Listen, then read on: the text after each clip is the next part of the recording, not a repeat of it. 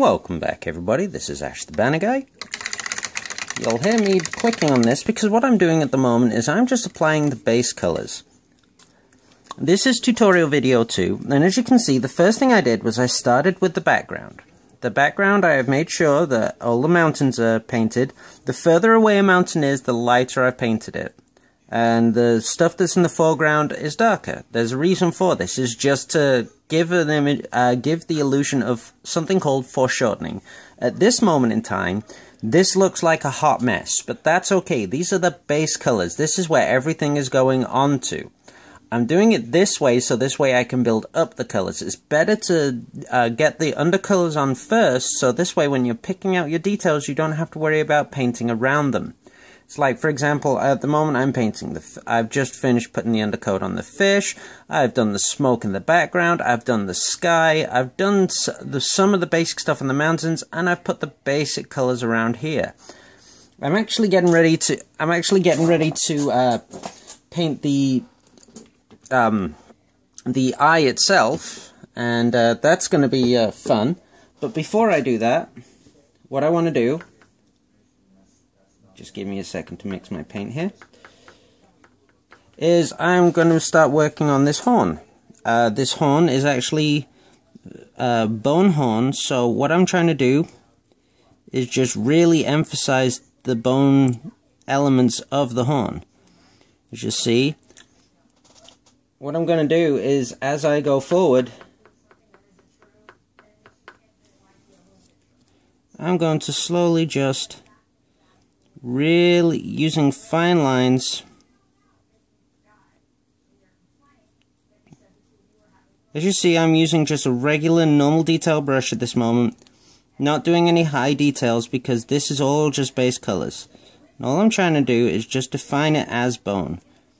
And as I go, I slowly add more and more white to the mix as I get closer and closer to the tip. So this way, let's get a bit of paint off that because you don't want too much paint on your brush. It's easier to add to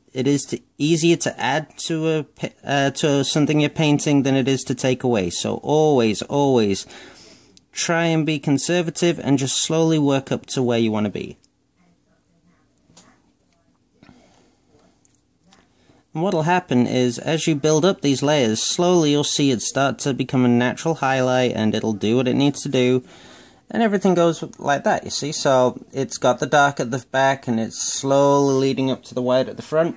And right at the end, I'm just going to put a tiny bit of white right on the edges, just to really emphasize the fact that this is a sharp horn.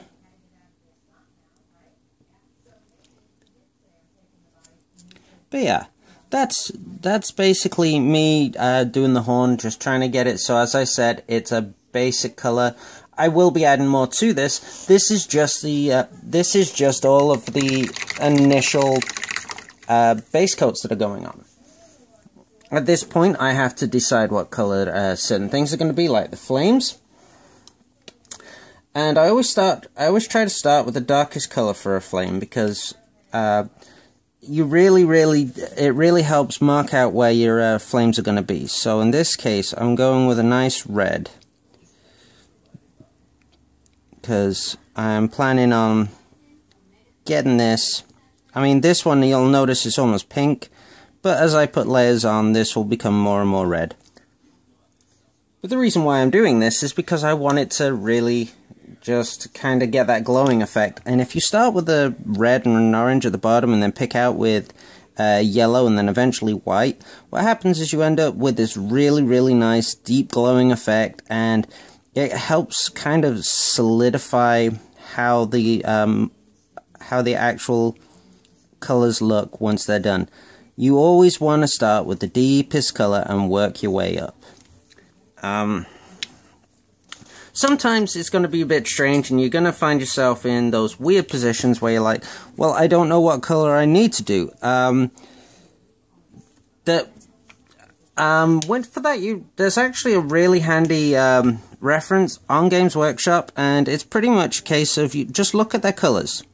Their colors, they actually start with their deepest color, and they actually literally show you how to go from light to dark, and you just want to do that. If you're going with just strict colors, like for example, I don't know, you're going with like a nice Abaddon black and you're working your way up to grey and then eventually white, what you'll probably want to do is start with the grey, with the black as you were planning to, and then literally just slowly bring it down, mixing it as you go. It's actually kind of not that difficult. Once you realize where certain parts go, you'll be set. But yeah, as you see, all I'm doing at the moment is I'm placing the base coats on, trying to make sure that I get everything where it needs to be, try and get in it so it looks like how it's supposed to look. This I'm actually going to be doing as distressed flesh, this area here. So this is going to be purple, and then I'm going to be putting red over it, and pinks over it, and blues over it, trying to make it look like bruised flesh, and really just kind of make that pop. This area here is going to be dark steel, and this band here is going to be gold. And then obviously this part here is going to be stone.